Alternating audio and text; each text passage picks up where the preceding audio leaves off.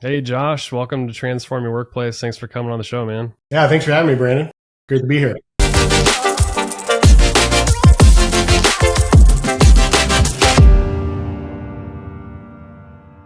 It's great to have a guest that is actually a longtime friend of mine. So this is going to be a fun conversation.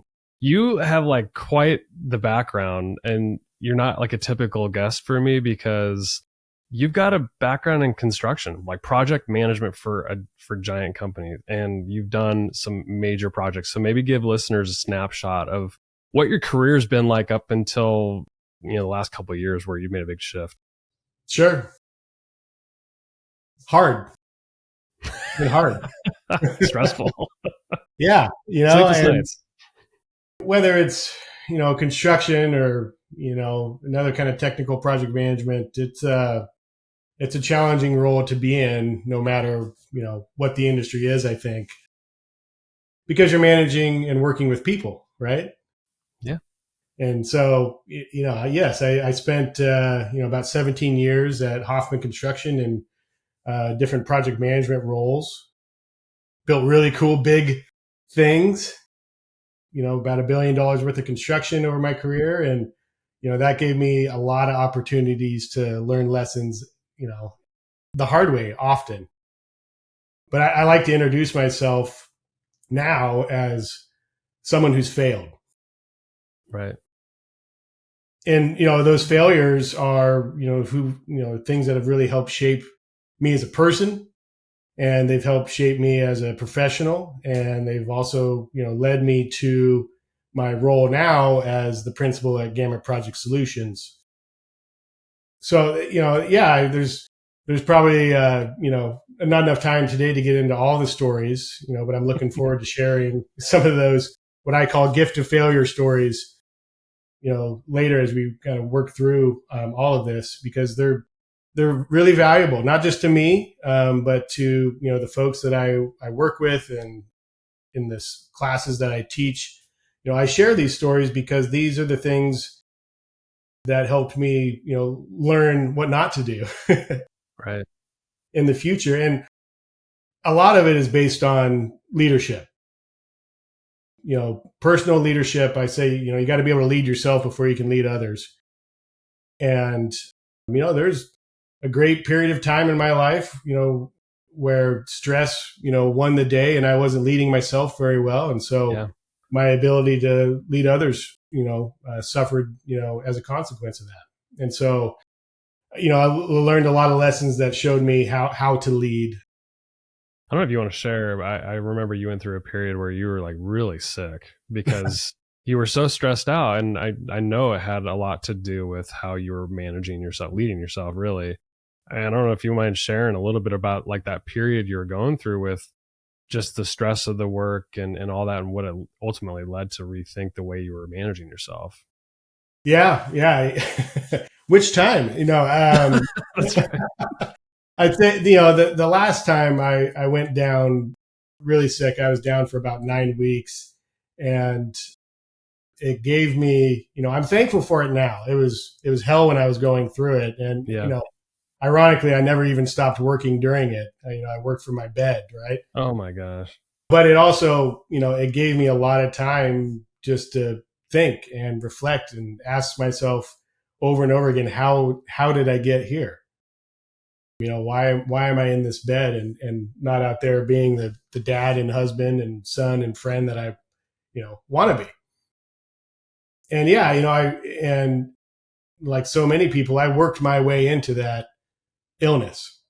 I put myself right there. Yes, I was managing two projects at once, plus some, more ugly kind of litigation-y stuff in the background as well on another project. So there's a lot going on, in my professional life there, but not once leading up to that did I ever really stop to think about slowing down. Right. And that's for better or worse, that's the culture of construction in a lot of Mm-hmm. ways. And I'm not unique in the experience of going down really hard with some sort of sickness or worse. Right. it's more commonplace, I think, than anyone cares to admit.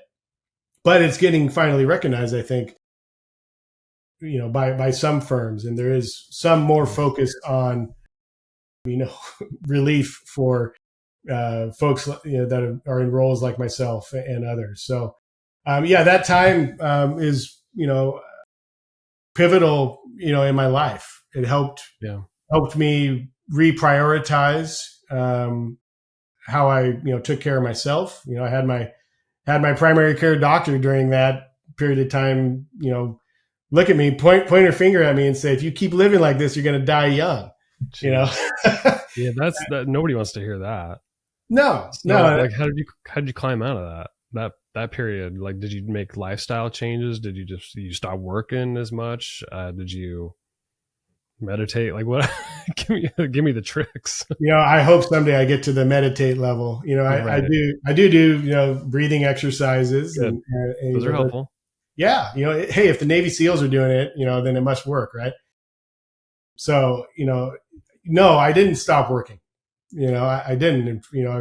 As soon as I felt well enough to get back to it, I did. But I also earmarked in my brain something has to change, right? I Yeah. was right in the middle of a very large scale project, and I wanted to finish that, but I also knew at that time, like, this isn't sustainable for Yeah. myself, not sustainable for my family, and so something needs to change. So that really started me down the path of looking at other options besides just building really big things for Yeah. another 15 or 20 years.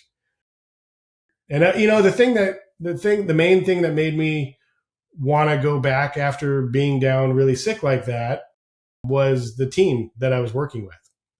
It was those people that, the superintendent, the project engineers, the other, project managers, the actual humans that were involved in Yeah. building the building. I didn't want to give up on them. Mm-hmm. And, they feel this, those folks, felt the same way. It was a real team. And I wanted to see that project through, even if it meant another 10 or 12 months of working my butt off really hard. That's the reason I got out of bed every day. And really, for all the previous projects too. And some of my stories, there's really hard projects where you're working 70 Yeah. or 80 hours a week. I slept at job sites many, That's many crazy. times. Yeah. Give listeners a sense for, like, what kind of when you say big projects, I don't think people, like, really grasp, like, what you're working on. What projects were you managing? Yeah. Brand new high schools, ground up facilities like that, new concourse buildings at the airport. The Monoma County Courthouse Tower, I'll just say by name, is Yeah, one of my thank you, one of my pride and joys. But it's a $325 million project, and we had thousands of craft workers coming through that site, and really a very small management staff of about 8 people to manage that entire thing, which is tiny in the grand scheme of a $325 million project. So yeah, really big things like that. I had the pleasure of building one very small project, and that was my 10-month break, I call it, during Hoffman, during my construction management time. But otherwise, it was $100 million, $200 million, $300 million type unreal. of projects. Yeah, I mean, it was. I'm thankful for it all. I couldn't be doing the kind of work I'm doing today without going through all those challenging projects. And I found myself in many pits of despair. Right, woe is me. Kind of mindsets many times during those. But I look back now and I reflect fondly and thankfully for all those opportunities, even as hard as they were. None of them put me in the ground, at least. Yeah. But they were really challenging, and it wasn't the construction aspects, the technical aspects of building are challenging, yes, but it always came back to managing the relationships, Yeah. With people, and communicating effectively with folks and leading them, in a way that gets that folks actually want to follow you and trust you. And I didn't learn that overnight. I tried to No. I had, I had, leaders, right? Some were good and some weren't so good. And I tried to take the good and leave the rest. But, some of those habits, I had to break myself through my own leadership practices once I was in Mhm. that position. There's a lot of lessons to be learned. I think what's incredible about a construction project, which is why I wanted you to give that background, is there's so many people involved. There's no one person can be a hero in those big projects. You have specialists for every imaginable thing. You have layers of people managing probably subcontractors and other things, and then you're the buck stops with you, right? The budget, the accountability, all those things. What sort of things did you learn early on in your leadership around these big projects, whether it's about people or accountability? What was it? Yeah, it's tough to pick out one thing, from that broad question. But the early in my career, I figured out that the taking the hard line all the time,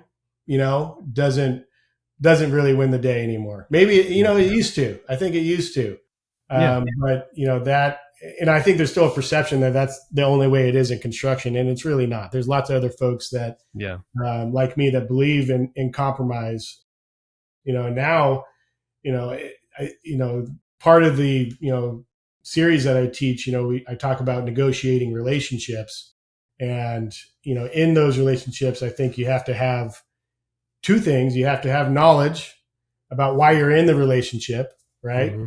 And then you have to be able to display empathy for the other person that you're in that relationship with, whether it's a professional one or a personal one. I think those two core things I learned over time, that you can't just have one or the other. Early in my career, I was all about knowledge. So any discussion, anything about a project, I always wanted to come into that discussion with all the facts, right? And that only got me so far. At some point, you wear people down so much. Doesn't matter if you know all the facts; they don't want to work with you, Right. and they don't want to follow you either.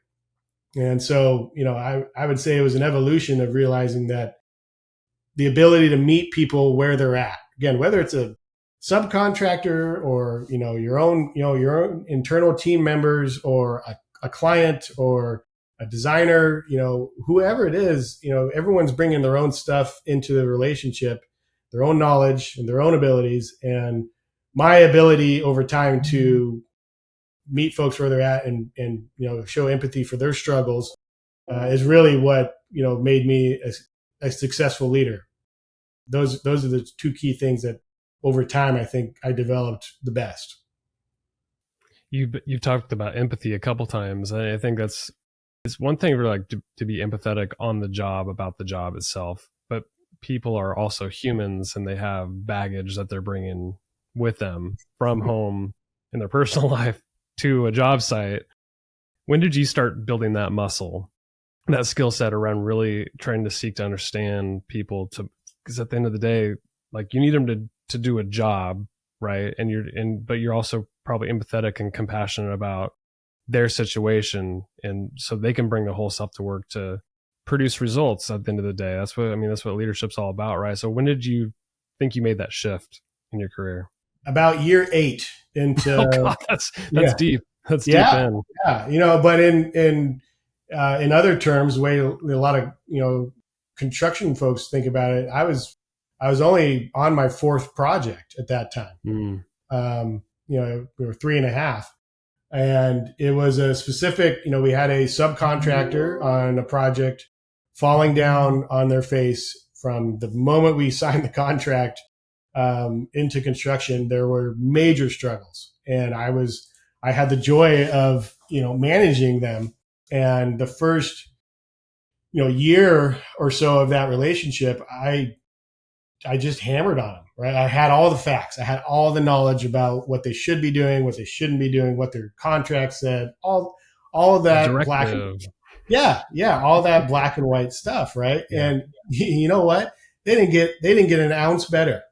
And, Wow. for that first year. And the relationship, only got worse, right? To the point where, we could barely sit in a room with each other, without having, some big blowout argument.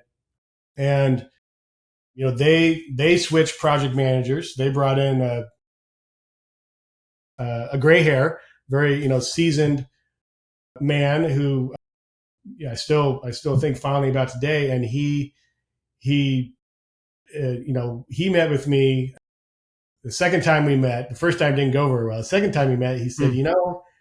I just feel like you're out to get us. And so I don't want to tell you the truth. And I Wow. was like, what do you mean by that? And he's like, well, you're always just about the facts, right? And you never look at our side, and the challenges that we've had and the stuff you've signed us up for. You never seem to consider, our side of the story. And, in my head, I'm like, well, I want the darn building built, right?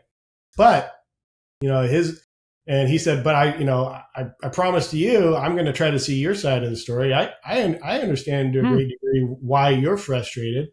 And I'm just asking that you come my way a little bit. And I was like, wow, Wow. okay. Powerful. That's hard feedback to hear, by the way. Like Yeah, most people, I mean, that constructive criticism like that is tough to take. it was. In the moment, it wasn't like I was like, yeah, cool, man. It was, I still had my fists up, right, proverbially. And, but, then he demonstrated, that he was going to see my side of the Yeah. story too.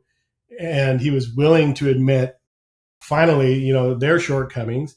And that pulled me right in, right? I was like, okay, this person, is showing empathy for me. And it made me naturally want to, return it to him. Now, everything wasn't perfect after that.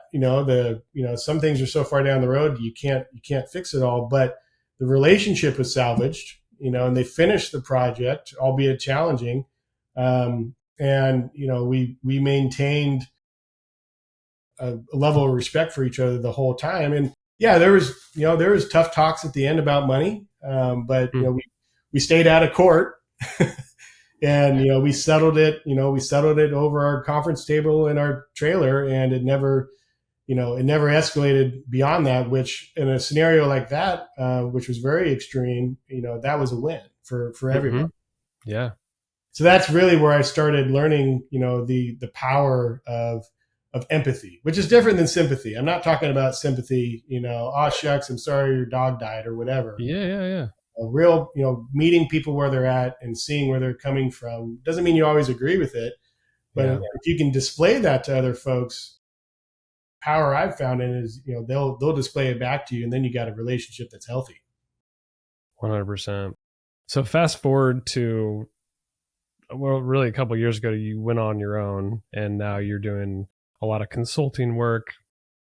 Talk about that shift. I mean, you just talked about a couple of lessons. You have a million stories that you could tell. I'll have you back and we'll talk about some of Yeah, those stories. yeah. We'll get into them. But shifting over to what you're doing now, talk about your business a little bit. And I do want to get into just a nice overview of the curriculum that you built, Yeah. because I think it's really fascinating. Sure. Yeah. I mean, so Gamut Project Solutions, the what we do is in the name, right? Gamut is a full range, of services. And so we're still managing multiple construction projects right now. We just don't hold the subcontracts anymore. So we're helping Right. general contractors, we're helping owners, we're helping design teams do the construction management side, of projects, which is really, yes, I was a general contractor, but we did construction management on most of our projects as well, which are two different things we don't need to dive into here, but they're both equally important. So, left my previous career, I knew I wanted to stay in the building community, and I still wanted to keep building things. I wanted to be part of that process, in one capacity or another. So, that's still part of it. I say we kind of have three different focuses, guiding, which is our mentorship of small businesses, planning, which is where we get involved with, small or medium-sized businesses and really help them develop their entire business. Yeah. And then And then the support piece, which is the construction management piece, where, we're still, I say, we're flexing the old muscle. Everyone on our team, that is doing construction management comes from the GC world. And so we've been right there where those general contractors are now. And I think that's a benefit both to GCs and to owner developers, because we can see both sides of it. Yeah. Because we've lived it. So we kind of have those three different areas of work that we do. And with the guiding piece, the other element of that, besides our small business mentorship, which is so fulfilling, I have also developed a 6-part series called the Foundational 5, which is focused on, we give practical tools, to contractors of any size, and it's scaled to kind of match what they do. We give real practical tools, but a lot of it is focused on leadership, and relationships and communication. So it's called the Foundational 5 guiding principles. And all these 5 guiding principles are based around my failure story. So I messed up here. It was epic, and here are the lessons I learned out of it. And I've, over a long period of time, I formed these into these 5 guiding principles. And these are lessons I didn't learn just on my own. I learned them with other folks. Yeah, through other people too. And I'm sure you'll see, as you continue to guide people, you're going to see all sorts of different things through other people's lenses as well, I'm sure. 100%. And even, every time I teach the series, I learn stuff. I'm always looking for feedback on what we're talking about. And, it's always, I'm always trying to enhance it and dial it into the exact audience that I'm giving it to, whether it's a general contracting company or some sort of subcontracting company, which could be any sort of scope of work, right? This also applies to the designer and developer side too. And frankly, it's not just about construction. Right.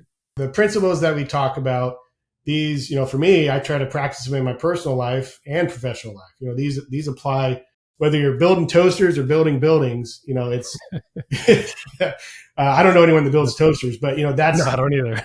the principles still apply, and that that was kind of the point. Like construction is my area of expertise, but my purpose at Gamut is helping to build up people, and that's the goal of the Foundational 5 series itself.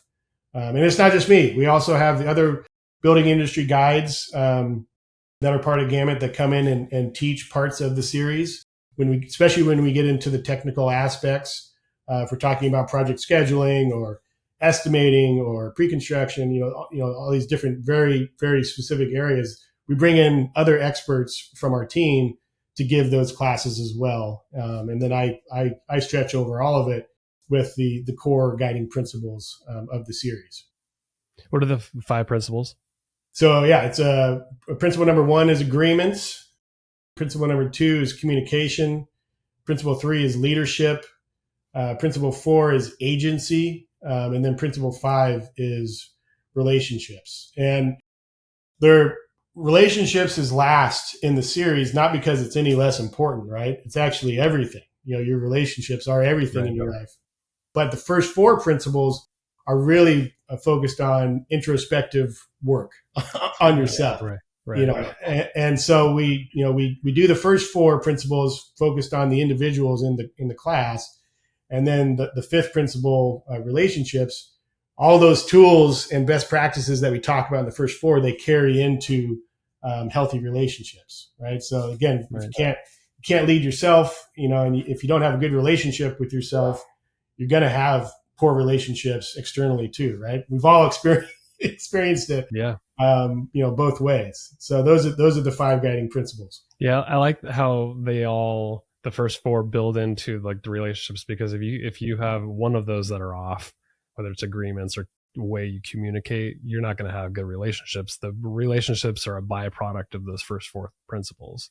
Yeah, 100%. And the thing that's kind of blown me away, in this, as I've delivered this content, several times now over the last a couple of years, it's a wide variety of folks that are in the room, right? It's not all like brand new people to the industry. Yeah. A lot of these folks, they got, 15, 20 years on me and, technical construction experience. But more often than not, it's those folks that have, been around as long or longer than me that will come up to me after the classes or after at the end of the series and tell me how much, the principles have meant to them and just how true they are. And that they're going to carry forward, the content we've gone over into their careers. And those are like, wow, these are people that, I look up to, that, have been doing it longer than I have, but it's still having an impact even for folks who've been doing it for, 25 or 30 years. What I love about what you're doing is, I mean, I'm not in the construction industry, but there's a stigma around it that's like it's men dominated, it's command and control type leadership. And it seems to me that you're trying to change that for the better. I know you're working with like Oregon tradeswomen, you're working with diverse groups. Yep. I know you're trying to really elevate people who probably once weren't at the top of the construction industry from a leadership perspective. So maybe talk about that a little bit. Sure. Yeah. I mean, the truth is, this industry cannot remain, a male dominated industry. There's over 500,000 vacant construction jobs as we speak. These are not numbers made up by Josh. This comes from, the publications that track this in the United States. And that vacancy gap is growing. It's not shrinking. And part of that is because of that culture that, this is just a job for guys, right? And, particularly it's been, white male dominated. And that is changing, and it has to change for all the right reasons. If we want to keep building buildings, we need to give folks a reason to come work in this industry. And if it's going to be an industry that's based on, shame-based and fear-based leadership, that's not inclusive, then you can forget about it. We're just stop living in buildings anymore because we won't have the people to build them, right? Yeah. And so our work, with Oregon tradeswomen and Rise Up is their respectful worksite program that we're all trained on and are implementing trainings to as many contractors as we can. That's all based around the concept of creating a psychologically safe workplace. And again, there's unpsychologically safe workplaces in every business sector, right? Yeah. Construction happens to be my background, but the principles that are taught in the respectful worksite training that we do transcends all of it, right? It goes into your personal life too. If people don't feel psychologically safe, they are not going to make physically safe decisions. They're going to be They're going to be distracted, right? And when you're distracted, you're not thinking clearly. That's when people get hurt. And so, when we're talking about, that concept of creating a respectful workplace that's psychologically safe, those are the kind of things that folks that are new to the industry or have left the industry that are thinking about coming back, they need to see that there's a commitment in the community, the construction community, to create those kind of workplaces. Because otherwise, why would they come to work? Why would they take that option if they know that they're going to show up and get yelled at or singled out or bullied?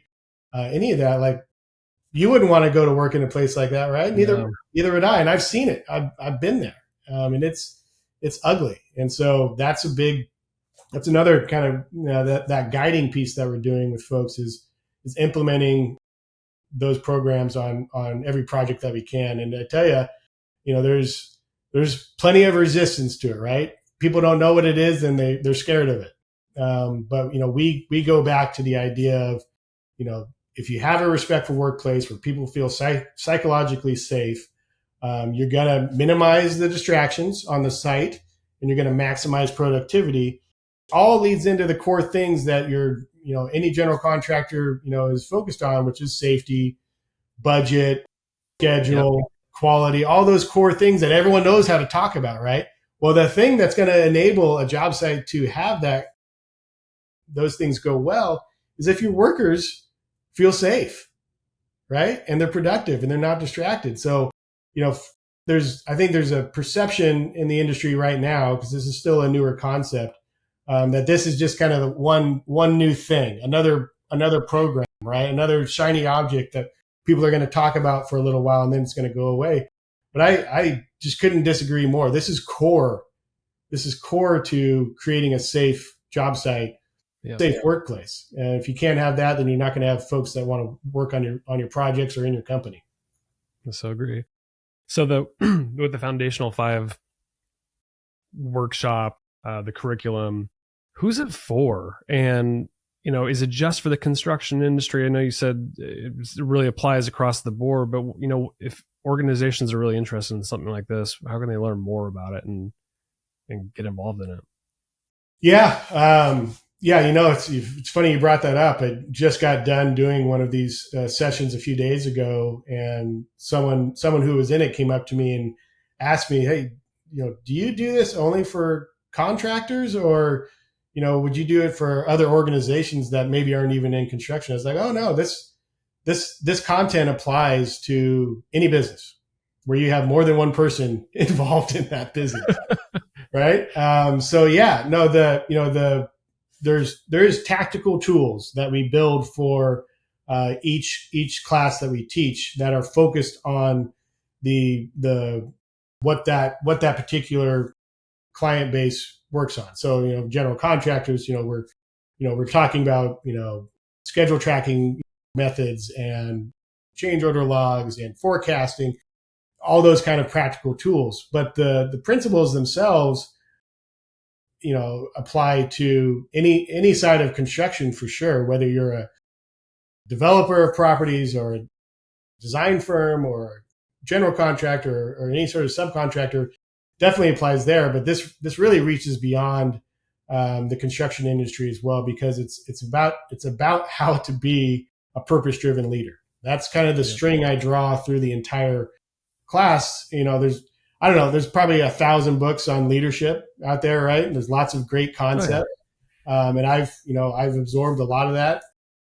But I believe that if you don't have a purpose for why you're leading, then, and you can't lead your own life with purpose too, then just not going to be that effective. So purpose-driven leadership is a concept I've created that's part of the Foundational 5 curriculum. And so again, whether you're in the construction industry or not, the purpose-driven leadership concept applies across the board. And I think in later sessions we'll expand on more what that means. Mm-hmm. But yeah, it applies outside of construction too. Awesome. Well, Josh, thanks for coming on and sharing the story. I think this is a good introduction to this curriculum, and I'll definitely have you back, and we'll get into some of the principles, because there's a lot of meat on that bone for sure. Yeah, I can't wait to share some of these gift of failure stories. Your audience is going to be blown away. They won't believe it all happened to one person. It's crazy. I love storytelling, so I appreciate the fact that you're willing to be vulnerable and share some of the failures. Yeah. Where can people learn more about you and what you're up to? Yeah, I'm on LinkedIn. We have Gamut Project Solutions on LinkedIn as well. Then, of course, got to have a website. So yeah, you can go to www.gamutprojectsolutions.com, and we're there. And then if someone wants to reach out to me directly, you can click the link right on the front page there to schedule some time to chat with me and learn more about the Foundational 5 series, or learn more about the rest of our service offerings too. My guest today has been my great friend, Josh Durham. Josh, thanks for coming on. Thanks, Brandon.